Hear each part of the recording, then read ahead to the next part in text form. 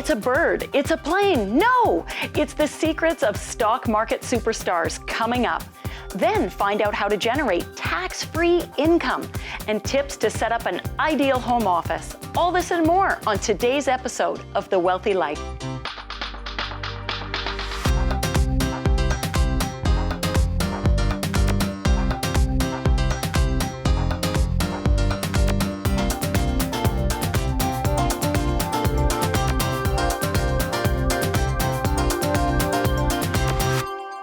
Do you want to be a stock market superstar? With us today is Bob Thompson, portfolio manager and author of Stock Market Superstars, Secrets of Canada's Top Stock Pickers.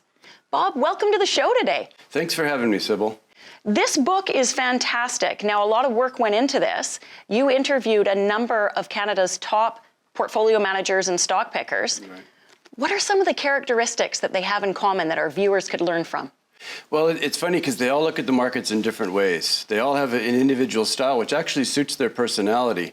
Some of them were growth stock pickers. Some of them want to buy stocks that everybody else is buying, but just do it faster. Some of them wanted to be contrarian. So some of the commonalities that they had in common were, they looked at the markets differently than everybody else. Oh, right? So even though they have different styles, they stick to their style. That's the one thing they have in common. Right. So they have enough confidence in themselves to stick to their style and not deviate and realize that their style is going to come back into favor at some point. Another thing that they do is they look at stocks that other people aren't looking at, right? That maybe people haven't forgotten about or that analysts don't cover, because that's where you kind of get the extra power in your stock picks. Right, you get the oomph. That's right. When you look at the most commonly purchased securities, everybody owns them. Absolutely. So if you want to get a little extra alpha or a little extra oomph in your portfolio, maybe look at some of the names that aren't so popular. Absolutely. And look at maybe sectors that aren't so popular and realize that everything comes back into favor at some time. One of the managers, Eric Sprott, said that he likes to sit in a room, he's making an analogy, sit in a room by yourself, buying stocks when everybody else is partying in the other room buying stocks in another sector. And he said, if you accumulate all your stocks and have the party by yourself, it's an awful lonely place to be. But he said, when everybody in that room decides it's time to party in your room, he said, it's an awful small door to get through. And he said, that's when the stocks go up. But you got to be patient. Okay. You got to sit there and maybe seem wrong for a period of time. That's hard to do. It is. Because, what are some of the common mistakes that you see investors make? Well, the emotional part of it is the big one, right? We're hardwired to be bad investors. Yes. Actually, we're hardwired to follow the crowd, and if you do that in the markets, you're generally going to lose out. It takes courage to stick to your guns. It does. And to override this thing called emotions, fear, greed. Those are the drivers that it's really hard to step back and just focus on the logic. Right, and you know why? Because we pay attention to what other people are doing, right? If we kind of just sat in our own little box and didn't pay attention to what anybody else was doing, we'd probably be a lot better investors. But we just can't do that because we're hit, on a daily basis with headlines. We're hit with our next door neighbor saying they've done something and they made money, and then we feel bad because we didn't make money on it. And you only hear about the winning stories from the neighbors. They never tell you about how often they lose. No. So these top stock pickers, if a stock drops, what do? Well, it's funny, because the people that are contrarian, they'll buy more. They re-examine what they've done and they'll buy more. But one of the managers, or a few of the managers in the book, who are kind of more growthy managers, and they buy momentum stocks that are moving quickly, they say the worst thing you could ever do is average down. Don't ever buy the stock and buy more of it if it goes down. But that had been successful for them. That strategy had been successful. Right. Whereas I think for the average investor, remember, the market's a big auction. If you're trying to do that, you're competing against some of the brightest people in the world. I think we need to focus on that a bit. The stock market is buyers and sellers. It is an auction. Right. And if there's more buyers than sellers, the market goes up. Correct. If there's more sellers than buyers, the markets go down.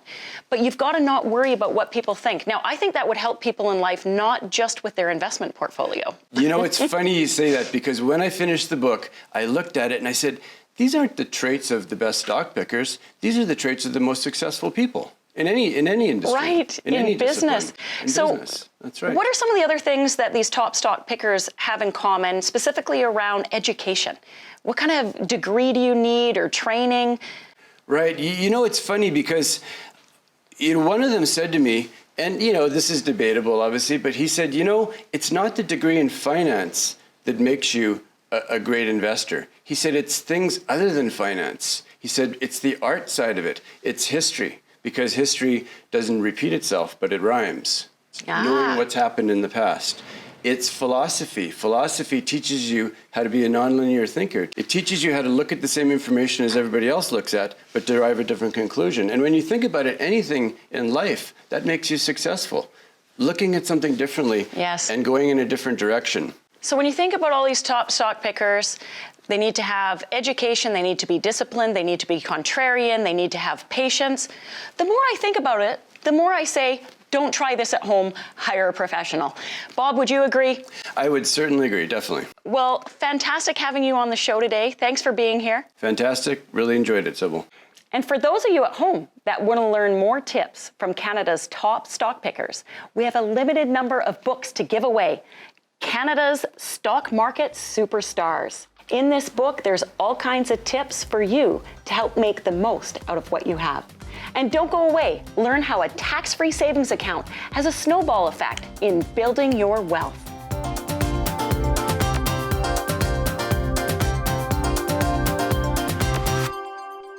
The Wealthy Life is brought to you by investment dealer Raymond James. Life well planned. See what a Raymond James advisor can do for you.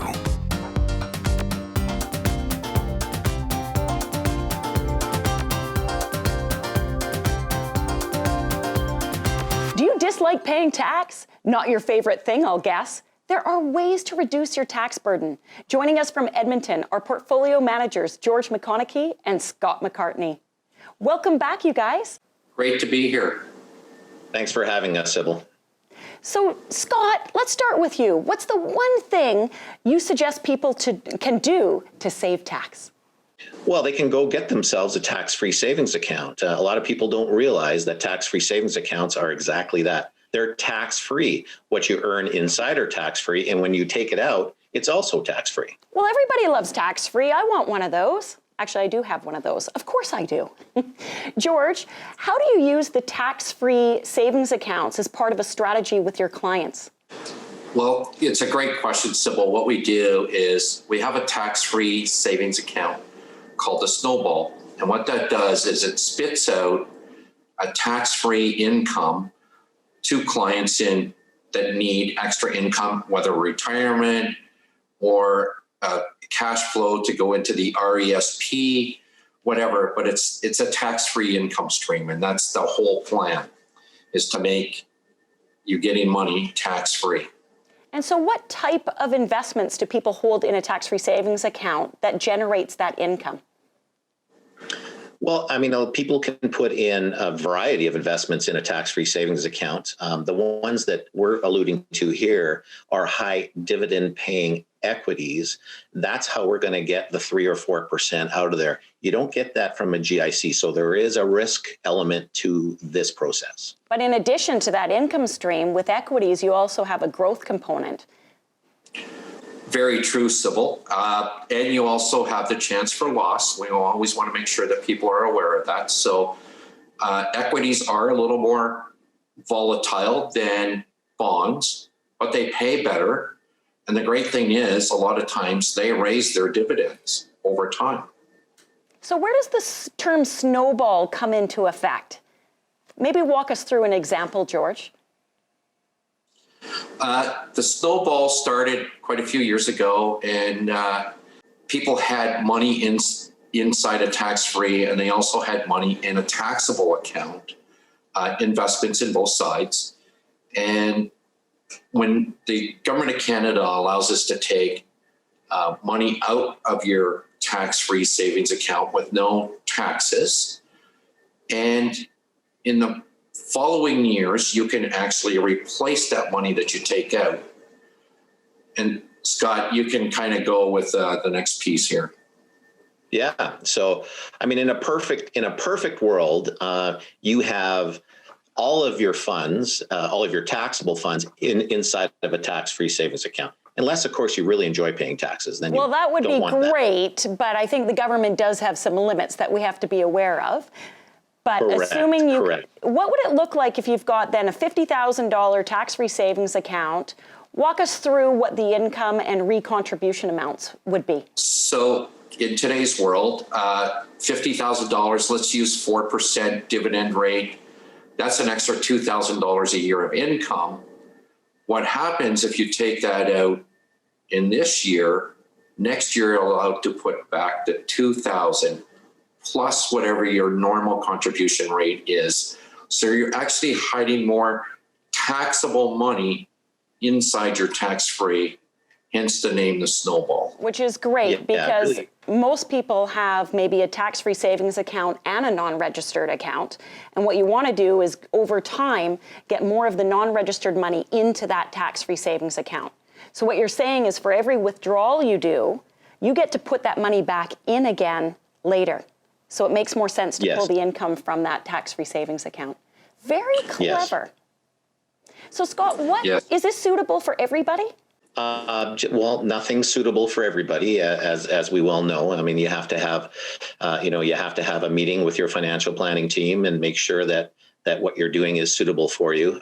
So it's not suitable for everybody, but it is suitable for a lot of people, especially going into retirement now, that want to create a tax-free source of income, like a tax-free pension, Sybil. And George, what happens if the dividend rates change? And what have you seen dividend rates do over time? Do they go up? Do they go down? Do they stay the same? Well, in normal markets, Sybil, the dividend rates usually go upwards. We do have down market scenarios and situations where certain stocks do cut their dividends. And the great thing is we have in the snowball, we have 18 different equities in there paying different amounts. So even if we kick one out, it's only about 5.5% of the portfolio. And then we can replace it with another dividend payer that pays what we want it to pay. And Scott, have you had much experience with the investments increasing their dividends over time? Is that common? Yeah, I mean, it is common. Not everybody, not all the different holdings increase their dividends over time. If they did, that would be even a more perfect scenario. But yeah, when you select a security to put in there, you select, obviously, look at dividend yield. But what are the chances that this company is able to actually increase their dividend over time? That's another key consideration. Well, that's great. And for those of you who want to learn more tips like this, we have a limited number of books to give away that George has written, If Money Could Talk.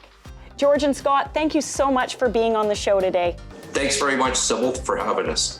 Thanks, Sybil. Stay tuned. When we return, learn how to create your ideal home office.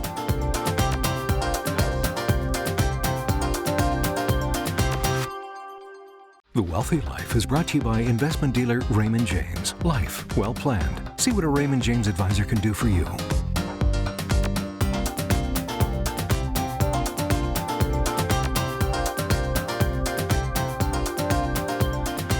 Since COVID, many people are now working from home part-time or even full-time, but not everyone has an ideal home office space.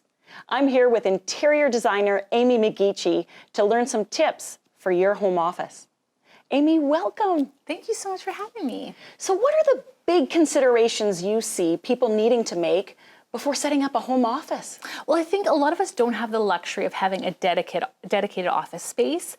They could have a spare bedroom that they could turn into it, or it might just mean actually being right at your dining room table and spreading everything out, and you kind of have to adapt either way. And I think there's different home scenarios with kids and dogs and cats and babies and grandparents, or you name it. Yes, that's right. When you're combining those two, chaos will ensue. Yeah, so what do you suggest, and how do you help people set up home offices with the space they have? Well, I think that they really have to think about what they need to do in the office. If you need some privacy or if you need a lot of space to lay things out, those are your first considerations. So if I need lots of space, the dining room table's looking pretty darn good. It is. However, one of the big things too is you want to be able to get rid of clutter and really tune out the home life when you're working in the office, which can be hard because if it's on your dining room table, you have to clean that up every night. Otherwise, you're going to be staring at it. And some people don't. And then what starts to happen is the emotional turmoil of transitioning from work to home or home to work. It all kind of blends in together, and that's not a great productive environment. No, it goes both ways. If I'm sitting here working on my office work, I don't want to be thinking about the laundry or that stack of things that need to be cleaned up. I want to be focused, and vice versa. At night, no answering emails at midnight. I just want to be relaxing and away from the office. So how do people keep organized if they are the type that do need a lot of papers and things out? What's the quickest way or an ideal setup to kind of tuck that away at the end of every night? Coming up with things that have multifunction to them. So if you have a sideboard in the dining room, maybe it's having organized bins in there that you can put the paperwork out, pull it out easily on the dining room table, and then tuck it away and hide Okay, it. I love bins. Yes. Like little tray bins to put stacks of paper in are And great. label them and organize it and keep it all in one place. Now, some people are actually quite comfortable without paper and have really embraced the online experience. So how about ergonomics? What role does that play in setting up a home office? Because I don't think the dining room table and chair is that good for the average person. No, and I've even seen people sitting on like a soft ottoman and you're at the coffee table, you're slouching. This is gonna hurt. It's not just one night a week that you're doing this now. You might be working from home every single day. So I get people to spend a little bit more money on an office chair, maybe one that looks really nice and is comfortable, has great support, but it can stay out all the time. It doesn't look ugly. Now, what about for Zoom meetings? Because this is becoming more and more commonplace, and I expect it will be for many years to come. What does the background need to look like? What room should you be in? Not the bathroom. Avoid the bathroom, not a good home office. It was funny at first, but I feel like it's already had its run. You want to be somewhere where you can have privacy. There's no distracting noises in the background. But there's two things that I like to bring to the center because you want to have the proper lighting, and then you also want to make sure that things are at the right height. You often see people with double chins and their shadows. They look like ghouls in the night. You're looking right up somebody's nose. Exactly. It's not flattering, and you're distracted because you're just watching your own video there and you're thinking, oh, I look horrible. You want to have it just so that you can concentrate on the meeting, and that's what it's about. Yes. And the privacy thing is huge too, because I was actually one that had the dog come in the middle of the meeting and had to go outside for a pee. That's distracting. Whether it's kids, dog, keep them out. Yes, separate that. So what about people who are in small apartments or condos, maybe just a one-bedroom condo? Where do they set up their home office? What works best?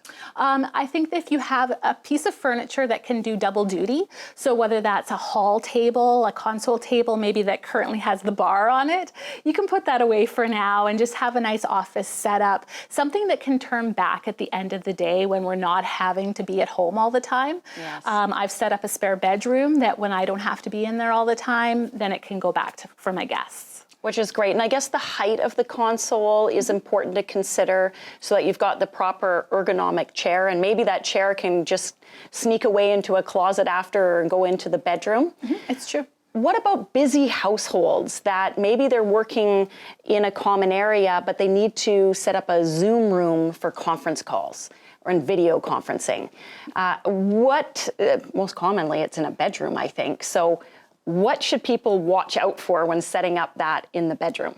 I think the people really need to have as much of a blank background behind them as they can. A lot of people get distracted by setting up something fancy with the books behind them that make them look very smart and intelligent. For me, that's just distracting. I'm going to be reading all the spines of the books behind you as opposed to listening to what you're saying. Just keep it clean and bright, and again, focus on the lighting and the angles of things that make you look good. Great. So less is more. Keep it clean. Where can people go to get more inspirational ideas and tips? They should hop over to our website at mcgdesignstudio.com. Thanks, Amy, for being here. When we return, find out which is better, paying down debt or saving for retirement.